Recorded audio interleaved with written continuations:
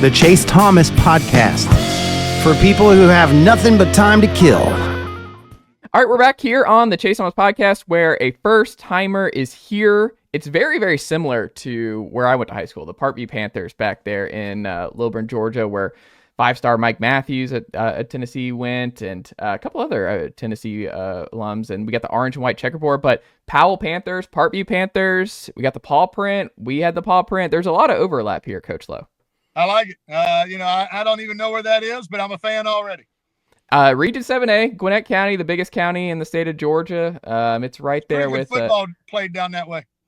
Pretty good, but there's also really good football played here in East Tennessee, and I think it's getting better and better every year, and your program at Powell is one of the big reasons for how competitive the Knoxville area is and continues to grow more and more each and every year. But we were talking before we got started here, the offseason for you. I mean, is it kind of a rejuvenation period where you really enjoy just kind of getting away from the regular season, the grind, and you're like, okay, I can kind of recalibrate, get ready for some new installs and really decompress? Or are you someone who's like, I'm ready to get back into the week-to-week grind? It is a very different, segment than it is during season. And so I really enjoy the weight room session. We get more time from January until spring practice with these guys than we get any other time of the year. So what you really see is a lot of growth in those current freshmen that have never been through a 5-month, 6-month period of lifting and trying to really, reshape their bodies. And so you see a lot of growth in those young kids as you go through it. And then, as I was telling you, I'm such a huge fan of spring practice. You're not preparing for another opponent. So you're really just trying to figure out your own team. You're trying to work on technique, a little bit of scheme, but you really just want to see competitive nature. You want to see what kids have that inside of them naturally and just want to be football players. That makes a lot of sense. I mean, when you think about now that you've been here back at Powell for what, 7 years? Is this year 7 or year 8 for you? 2018. So I guess it's going to be year 8. Does it feel like it's already been 8 years for you back at Powell? It feels like I just came back. What has changed for you in your offseason program? I mean, is it still just kind of like you stick to what you know? Because, I mean, you've been consistently successful at Powell, but is there something that you've kind of learned over the last 8 years that you've kind of evolved or taken from other coaches or just clinics and things like that where you're like, okay, that might work for our program. That's something I hadn't considered and I might try out? Well, as the program has continued to grow, our numbers kind of forced us into this. But one of the things I love that we do at Powell is we split up our lifting groups. We've got a big guy lifting group that goes in the morning. Coach Melvin and the O-line, D-line guys, really run that segment. And then in the afternoon, we have our skill guys come in. And so, we're really training those guys as very different athletes. Football is very unique in the fact that a lot of different body types, a lot of different body shapes and athleticism make up an entire team. And so we really feel like we're getting the most out of our kids by lifting them in different ways. We're trying to develop the things that they're naturally already good at, but, we're also trying to develop them athletically in a very different program. When you think back to the 2024 season and how it ultimately unfolded, you go through the schedule and just week to week, if you could go back and tell yourself one thing, the week of game 1, what do you tell yourself? Just sit back and enjoy the experience we had last year. We had a lot of talented kids, and I think no way around it. Everybody's still very disappointed in the way it ended. Certainly felt like it ended too early. But at the same time, it was a great group of kids, great group of coaches. Last season was a lot of fun. There's a lot of high points that came through it. Our defense played as good as they might have played in any year that I've ever coached. There were a lot of kids chasing the football, a lot of talented kids on the field. A lot of great job by the defensive staff, but that defense was really unreal as the way they pursued the ball and the way they chased the ball. And from an offensive perspective, we had a lot of returning starters, and the ones we did have been a part of the program for a long time. Just to enjoy those moments. It's something that as I've gotten older in my career that I certainly try to pass on to those kids now is enjoy this season, enjoy game 1, enjoy the first Wednesday. You're going to hit a lot of check marks along the way, and you don't ever get to redo it. Whether it's your sophomore season or your senior season, once it's gone, it's gone. And so don't ever take it for granted. Don't ever look down the road too far. enjoy the moment that you're in right now because, it's the only one that matters, and it's the one you'll talk about somewhere down the road.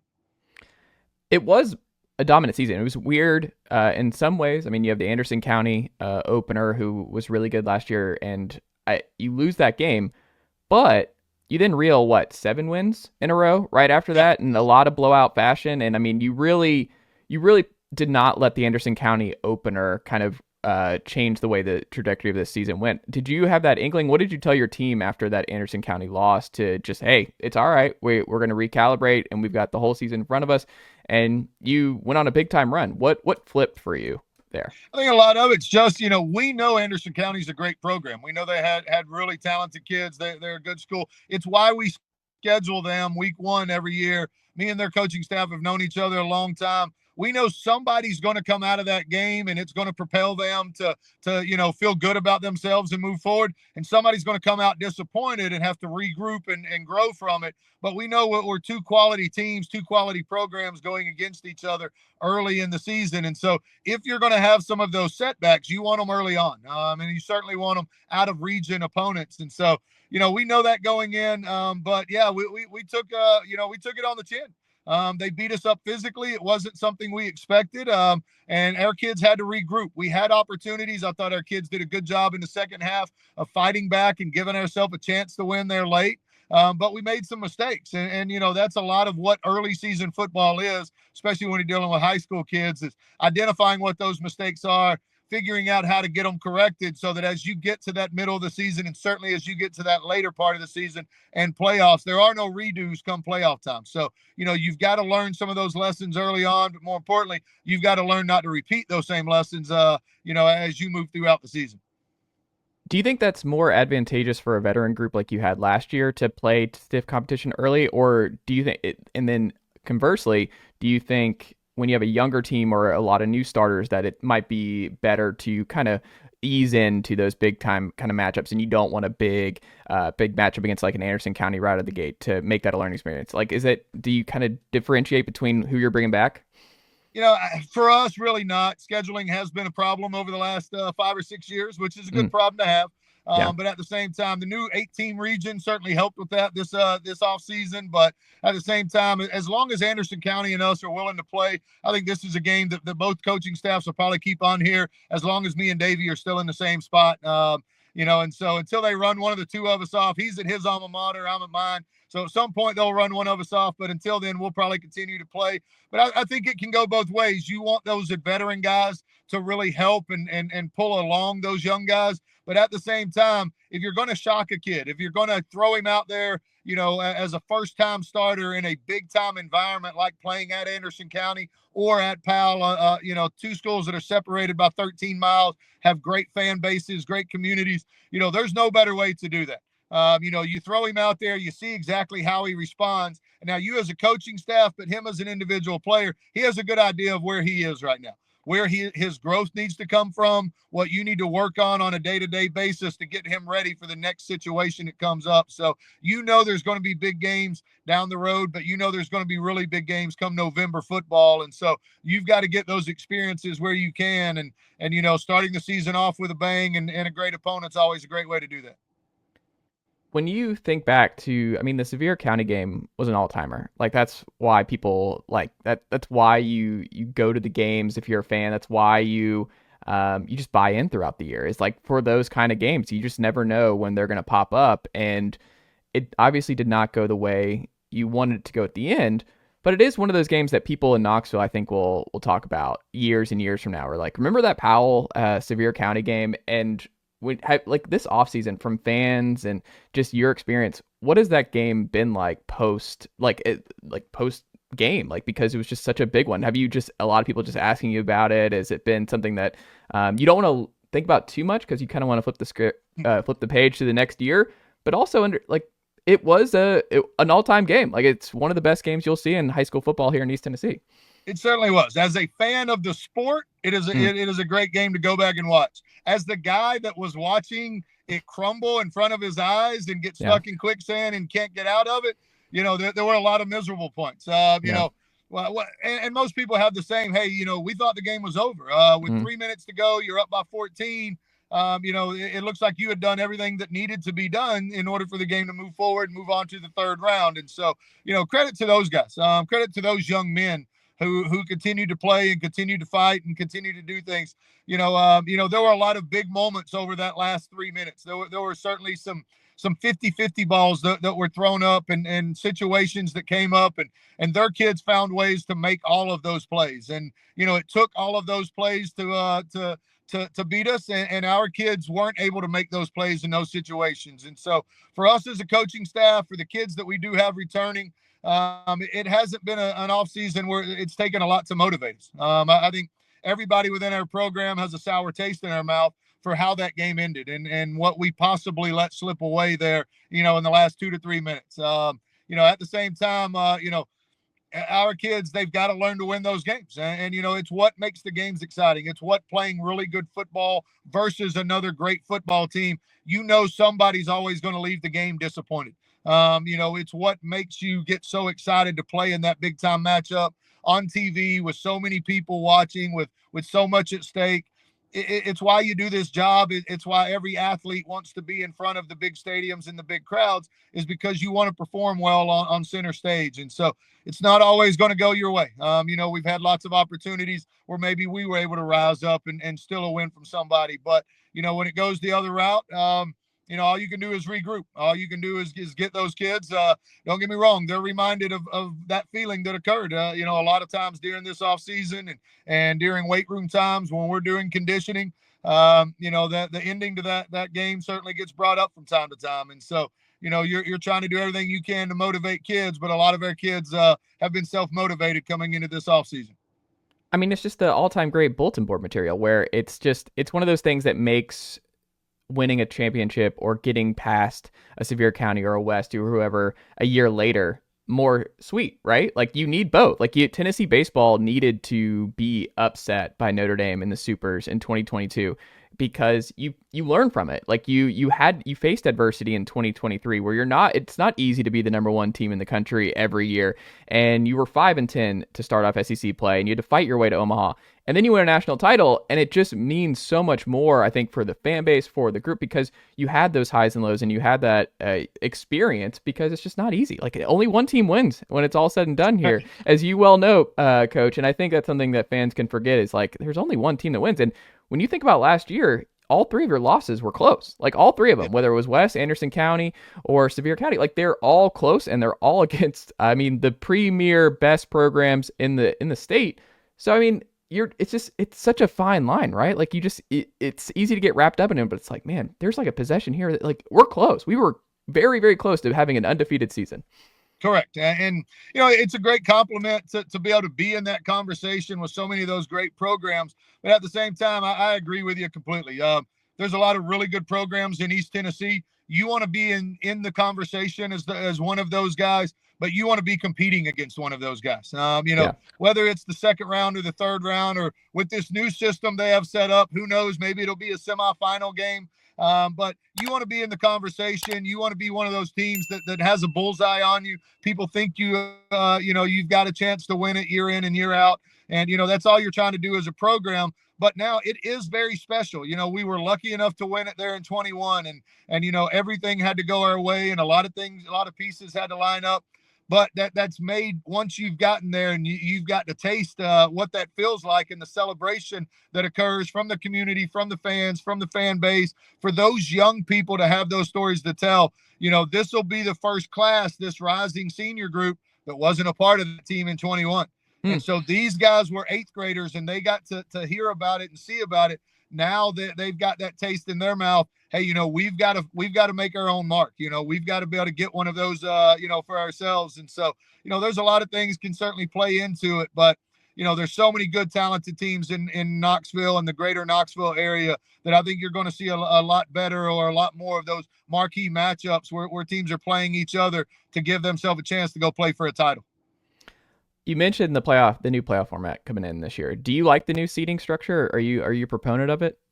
I like it. One of the things when us and West seem to be competing 3-4 years in a row, either in the regular season or certainly meeting up in the third round each year, I always feel like that should be a semifinal type of game.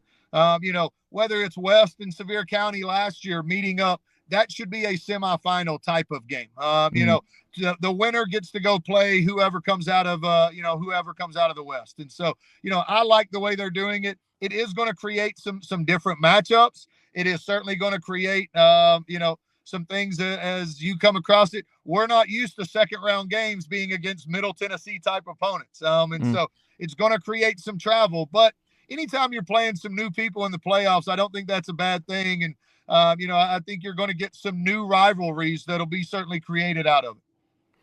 What is the big spring summer position battles that you're most curious to see how they unfold for your team? One of the big things, we got to replace all three linebackers.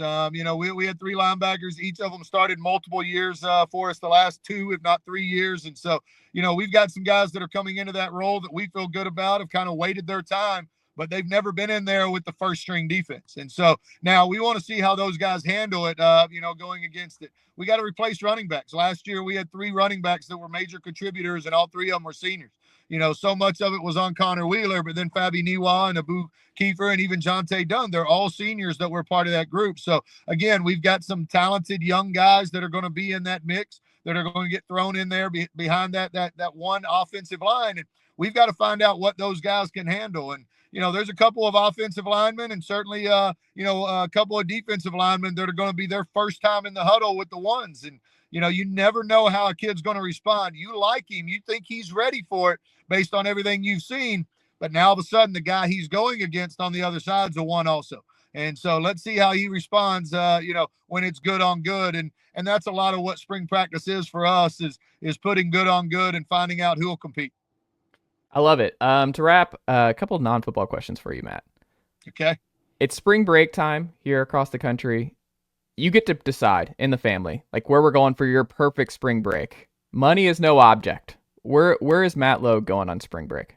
I'm a lot more of a beach guy. Okay. I've always told people when I retire, when they kick me out of this game and I don't have anything else to do, I'd like to be a pirate someday and just scuba dive all day long and search the ocean floors. So, if we get to pick and we're going somewhere exotic, somewhere, my girls have never been, I've got 3 daughters and my wife, we're going somewhere we've never been, but there's certainly going to be a beach around and hopefully lots of fresh seafood. And that's probably the route we'll go.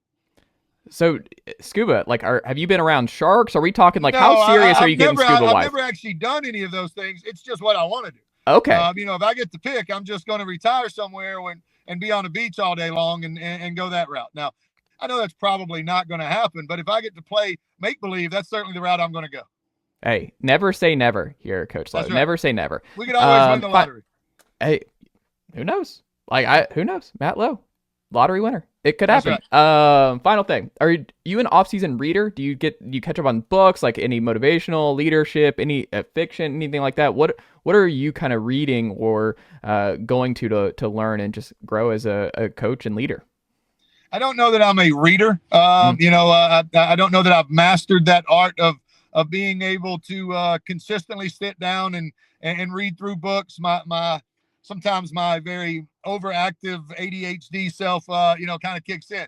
But I love being around successful people. One of the things I've always done the last 5, 6, really 10 years is I try to schedule lunches with people that, maybe have nothing to do with the world of football or sports, but I would love to go to lunch with successful people. I just want to pick their brain. I think so much of it crosses over, whether you're talking about sports or whether you're talking about business or any other factor in their life. Some of them are just incredible fathers and men of faith and leaders of men. I love being around successful people. So I want to do everything I can to try and sit down with them and just talk to them and find out what their core beliefs are. I love hearing successful people's stories of where they started and how they achieved what they achieved in their life. And so, for me, that's really one of those things that over the last 10 years, I've had great opportunities through casual conversations or people I know to be able to just sit down and have conversations with people that I really have no purpose with, that have started businesses in their garage, that have gone on to be successful, of just hearing their backstory and finding out maybe some of the steps they've taken, along the way in order to achieve what they have achieved. And so, again, I think so many of those same principles cross over into the world of sports, and you're just trying to emulate some of those people that have had great success. I think we got a podcast here. Lowe is listening. I think we got a podcast for you, Coach. All right, I'm in. I love it. Tell the good folks how they can support Powell football here this spring and summer as we wrap up here today. Yeah, we hit the field, this spring practice last week of April. We're on the field. First 2 weeks of May, traditionally, we're going to go Monday through Thursday. Certainly go that route. Anybody who's available, they're open to the public. Come by, hang out, check the kids out. It's always a great time. Usually there's lots of college coaches hanging around, and so we don't expect any different. We've got a big scrimmage versus Alcoa at Alcoa, May the 13th at 6 p.m. It's a great opportunity to see two really good programs going at it. But on top of that, follow us on our social media. We're trying to update everybody, get on there, whether it's the Instagram, the TikTok, or even the Twitter. Find a way to get involved. These kids need support. They've got a lot of distractions in their life. Football gives them something that they can certainly become, lay some of their egos to the side, join in with a bunch of other guys that have the same interest to them, and certainly go out there and do something they love. I love it. Good luck this spring and summer, Coach, and we'll have to check back in again soon. You got it. Sounds great. Anytime. Nicely done, nephew. The Chase Thomas Podcast. Hell yeah.